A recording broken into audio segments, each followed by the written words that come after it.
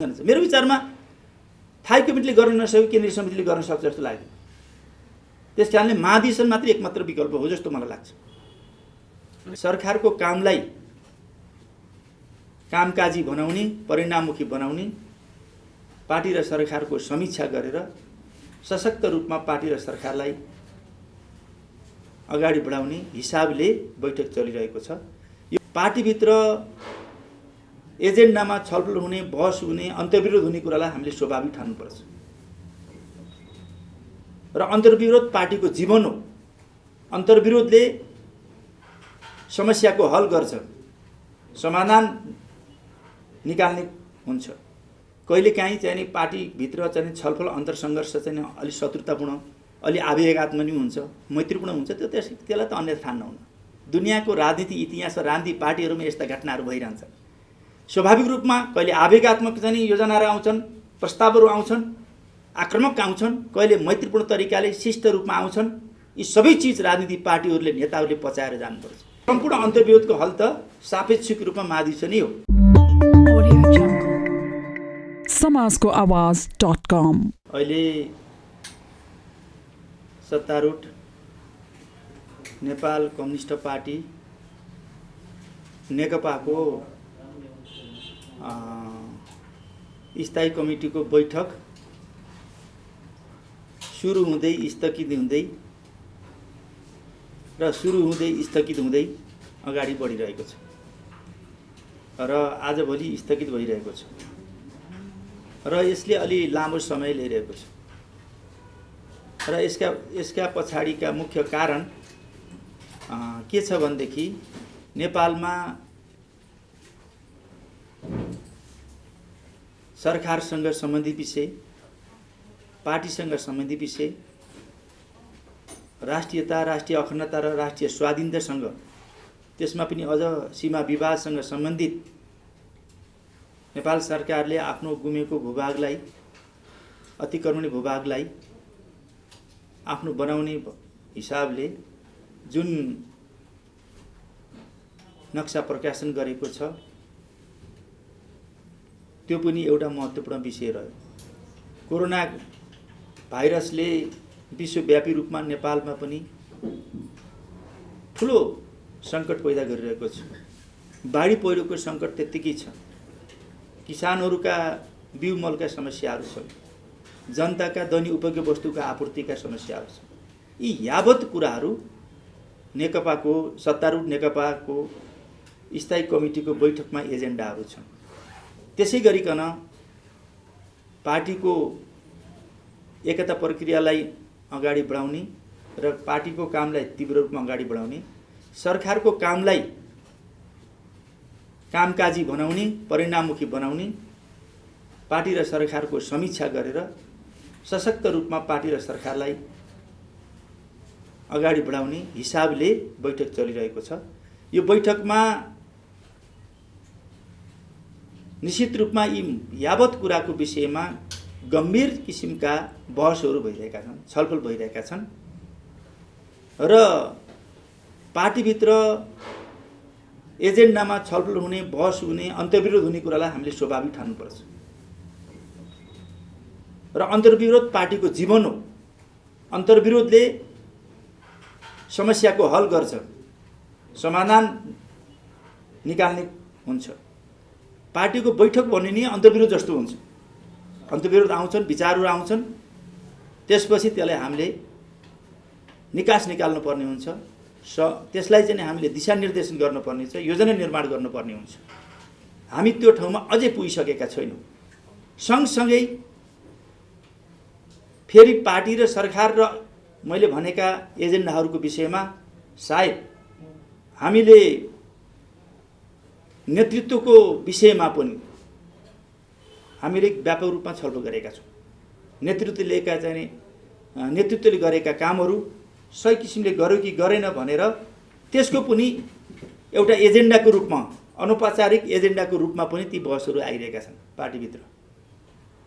त्यसकारणले ती विषयमा हामीले छलफल गरिरहेका छौँ र ती छलफलहरू अलिकता कहिलेकाहीँ एजेन्डा अन्तर्गत भइरहेको छ भने कहिले अलि एजेन्डाभन्दा अलि भिन्न ढङ्गले विषयान्तर गरेर पनि भइरहेका छन्। बाहिर देख्दाखेरि एजेन्डाभित्र नभएर पद प्रतिष्ठाको लडाइँ मात्रै हो कि भन्ने पनि अलिकता आशंका गर्ने स्थिति आएको छ। हामीलाई लाग्छ दुईटा पार्टीहरूलाई, शक्तिशाली पार्टीहरूलाई हामीले एकताबद्ध गऱ्यौँ। पार्टीका एकताका अधुरा कामहरू हामीले पुरा गर्न अझै बाँकी छ र हामीले पार्टी एकता गर्दा दुई अध्यक्ष प्रणाली रहने एकताको विशिष्ट परिस्थितिमा सँगसँगै नयाँ निर्णय केही गर्न पर्ने भयो भने सहमतिबाट नै गर्ने भन्ने हाम्रो समझदारी भएको छ। त्यसको सँगसँगै अरू बाँकी विषय हामीले महाधिवेशनमा पनि सम्मानमा लगेर टुङ्गाउने, महाधिवेशन पनि सहमतिबाटै गर्ने भन्ने हाम्रो सहमति छ।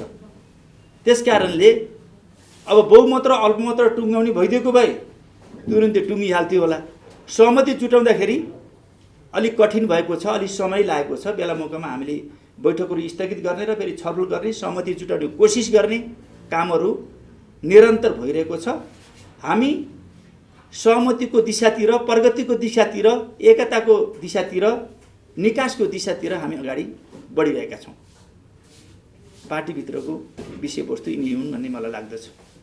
यति हो, एकदमै राम्रो छ, सकारात्मक छ, सहमतितिर गइरहेको छ, यस्तै देखिन्छ बाहिरबाट हेर्दा। होइन, पार्टीभित्र कहिलेकाहीँ स्वस्थ चाहिँ मैत्रीपूर्ण वातावरणमा पनि छलफल हुन्छ, कहिलेकाहीँ अलिकता आवेगात्मकमा पनि छलफल हुन्छ।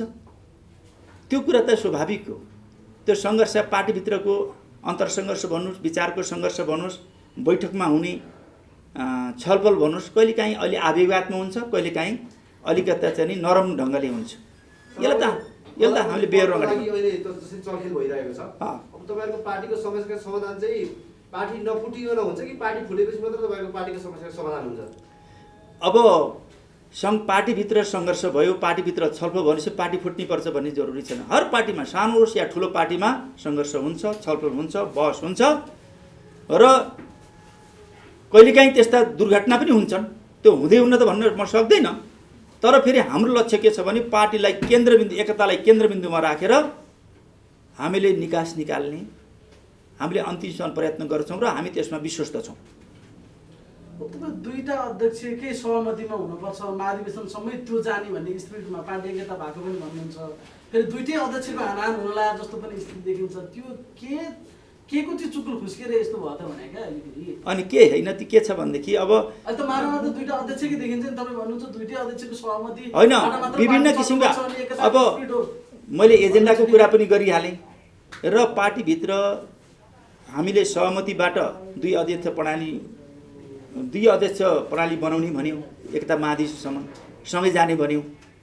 बिचमा अब हामीले एक व्यक्ति एक पद बनाउने कि अथवा दुईटै चाहिँ अध्यक्ष हुने, एकजनाले सरकार हेर्ने, अर्काले पार्टी हेर्ने, जो वामदेव गौतमजी लिनु भएको छ, हामीले पहिलेदेखि छलफल गर्दै आएको विषय पनि हो र बाँकी कुरा महाधिवेशनले निर्णय गरेर जाने भन्ने पनि आएका छन्। विभिन्न अप्सनहरूमा जस्तै एक व्यक्ति एक पद होइन पनि हुनसक्छ, अथवा हामीले के छ भनेदेखि दुई अध्यक्ष, एकजनाले सरकार हेर्ने, एकजनाले पार्टी हेर्ने र अरू बाँकी विषयहरू महाधिवेशनमा जाने, यो पनि हुनसक्छ। विभिन्न अप्सनको विषयमा हामी छलफल गरिरहेका छौँ। भनेको वामदेव गौतमले ल्याएको प्रस्ताव नै अब सञ्जीवनी बुटी हुने हो त नेकपाको प्राण रक्षाको लागि? अब त्यो के हुन्छ भन्ने कुरा त मैले भविष्यवाणी नगरौँ, तर त्यो एउटा अप्सन हो। वामदेवजी ल्याएको एउटा अप्सन हो। अरू कमरेडहरूले, अरू साथीहरूले पनि अन्य अप्सनहरू ल्याइरहनु भएको छ। हामीले पनि त अप्सन दिइरहेका छौँ। ती अप्सनको विषयमा हामी पार्टीभित्र छलफल गर्छौँ र हामीले निकास दिन्छौँ। नेकपा त फुट्ने नै भयो भन्ने खालको चर्चा छ बाहिर, त्यस्तै पनि देखिन्छ हेर्दाखेरि। एउटा अध्यक्षले स्थगित गर्नुहुन्छ, अर्को अध्यक्षले बैठक सञ्चालन गरिदिनुहुन्छ। पानी बराबरको स्थिति छ भन्छन्। अब दुईटा पाइलटको एउटै जहाजभित्रको यसले त अनि कसरी बच्छ त्यो जहाज भने नि? होइन, अब कहिलेकाहीँ चाहिँ पार्टीभित्र चाहिँ छलफल अन्तरसङ्घर्ष चाहिँ अलिक शत्रुतापूर्ण, अलि आवेगात्मक पनि हुन्छ, मैत्रीपूर्ण हुन्छ। त्यसलाई त अन्य ठान्न हुन्न। दुनियाँको राजनीति इतिहास र राजनीतिक पार्टीहरूमा यस्ता घटनाहरू भइरहन्छ। स्वाभाविक रूपमा कहिले आवेगात्मक चाहिँ योजनाहरू आउँछन्, प्रस्तावहरू आउँछन्, आक्रामक आउँछन्, कहिले मैत्रीपूर्ण तरिकाले शिष्ट रूपमा आउँछन्। यी सबै चिज राजनीतिक पार्टीहरूले, नेताहरूले पचाएर जानुपर्छ। नेताहरूको काम भनेको अन्तर्विरोध आउँछन्, सङ्घर्ष हुन्छ, नेताहरूले गर्ने जिम्मेवारी भनेको त्यसको हल हो। हल दिन सक्नुपर्छ। अनेक किसिमका विचार आउँछन्, अनेक किसिमका प्रस्तावहरू आउँछन्, योजनाहरू आउँछन्, त्यसलाई नेताहरूले हल गर्ने हैसियत राख्नुपर्छ। यदि नेताले हल गर्ने भने नेताहरू पछाडि पर्छन्। जुन नेताले हल दिन्छ त्यो नेतालाई फेरि चाहिँ नेता चुनेर आउँछ। सधैँ केही भइरहेका नेताहरू, केही नेताहरू मात्र नेता भइरहन्छन् भन्ने पनि होइन। तर हामीलाई विश्वास छ अहिलेका नेताहरूले त्यस अहिलेका अन्तर्विरोधको हल दिन्छन् भन्ने लाग्दछ। त्यो चाहिँ कुन कमिटीबाट दिने भयो त? अब स्थायी कमिटीबाट त लगभग नामै स्थगित कमिटी जस्तो भइसक्यो। केन्द्रीय कमिटी बैठकको आह्वान गरेर धेरैजना केन्द्रीय सदस्यले हस्ताक्षर बुझाउनु भएको अरे। तपाईँ फेरि महासम्मको पनि सङ्केत गर्दै हुनुहुन्छ। कुन कमिटी हामी नेकपाको अहिलेको यो गाँठो? हामी सचिवालयमा पनि प्रयास गऱ्यौँ, स्थायी कमिटीमा पनि हामीले निरन्तर प्रयास गरिरहेका छौँ समस्याको हल खोज्नको लागि। सँगसँगै त्यति भएन भने हामी केन्द्रीय समितिमा पनि जान सक्छौँ। तर सँगसँगै हामी महाधिवेशन जान त हामी अनिवार्य छँदैछ। केन्द्रीय समितिले महाधिवेशन तोकिसकेको पनि छ। भनेको निर्गत चाहिँ महाधिवेशनबाटै यो समस्याको हल हुन्छ भनेर निकाल्दा राम्रो भयो। अनि अन्त्यमा त चाहिँ सबभन्दा अन्तर्विरोधको सम्पूर्ण अन्तर्विरोधको हल त सापेक्षिक रूपमा महाधिवेशनै हो। अहिलेको स्थितिमा हामीले किनभने एकताको विशिष्ट परिस्थितिमा हामी छौँ र हामी एकता गरेका छौँ र एकता गर्दाका केही हाम्रा मान्यताहरू छन्। मैले अगाडि भनिसकेँ। त्यो मान्यतालाई हामीले लागू गर्दा, पछ्याउँदा, कार्यान्वयन गर्दा हामी सकिन्छ सापेक्षिक रूपमा सचिवालयले, थाई कमिटीले, केन्द्रीय समितिले गर्दै जाने हो। त्यो सम्भव भएन केन्द्रीय महाधिवेशन जाने हो। अन्तिम हल त केन्द्रीय महाधिवेशन हो, जो केन्द्रीय समिति गत वर्ष भएको भनौँ न, 1 वर्ष पनि पुगेको छैन, केन्द्रीय समितिले चाहिँ महाधिवेशनमा जाने भन्ने निर्णय गरिसक्यो। चैत्रमा केन्द्रीय महाधिवेशन गर्ने भन्ने निर्णय गरिसकेका छ। त्यस कारणले हामी त्यहाँसम्म पुग्न सक्छौँ। अन्तिममा सकेसम्म त 2टा अध्यक्षले हल गरे पनि हामीलाई केही छैन। हाम्रो सहयोगमा, हाम्रो समर्थनमा उहाँहरूले सहयोग हल गर्नुहुन्छ। उहाँहरूलाई हामीले साथ दिन्छौँ, सहयोग गर्छौँ र सहज वातावरण सिर्जना गरिदिन्छौँ। यदि त्यसो भएन भने हामी थाई कमिटीमा बसिरहेका छौँ, बैठक स्थगित गर्दै, त्यसपछि चाहिँ सञ्चालन गर्दै गरेका छौँ। कहिलेकाहीँ अलि स्वस्थ र मैत्रीपूर्ण भएछ, कहिलेकाहीँ अलिकता आवेगात्मक भएछ। एउटा पक्षले कहिले बैठक स्थगित गर्ने, अर्को पक्षले फेरि बैठक सञ्चालन गर्ने जस्ता पनि गतिविधि देखा परेका छन्। त्यसलाई पनि हामीले सहज पाउँछौँ।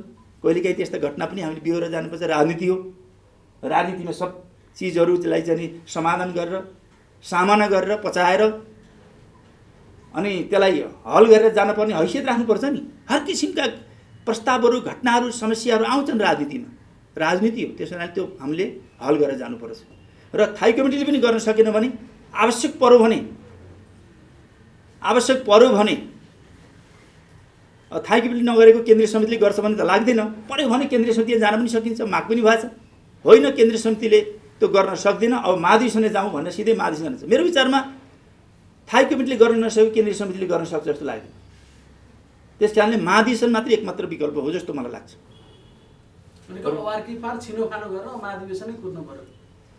अनि छिनोपानो त्यो विचार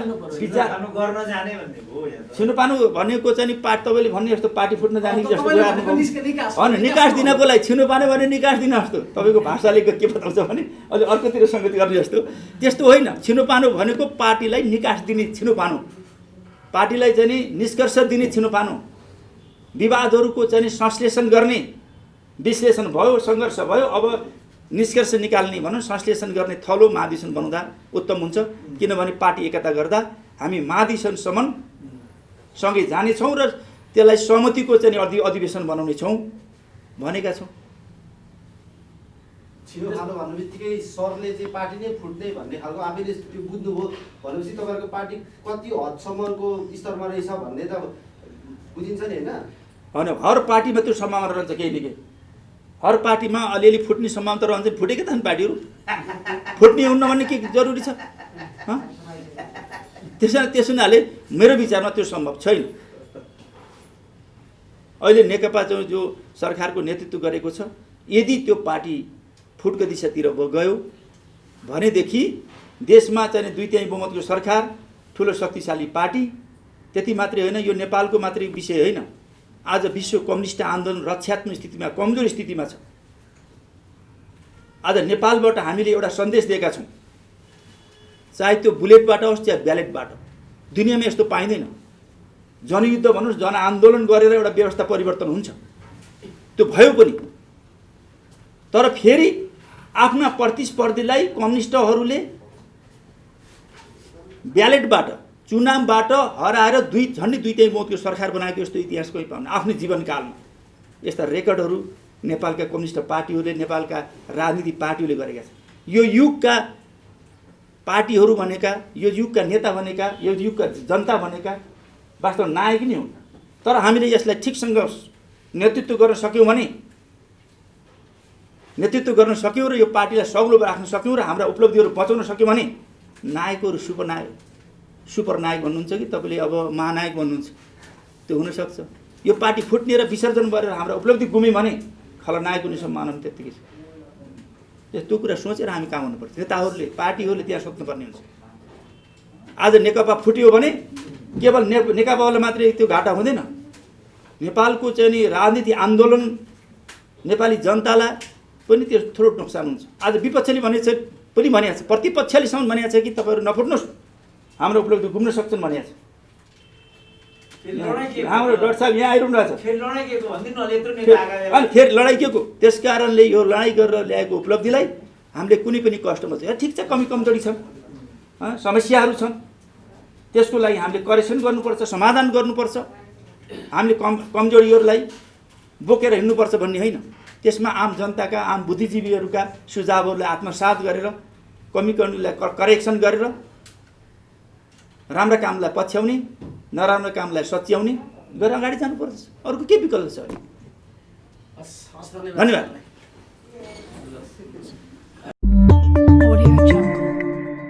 समाजको आवाज.com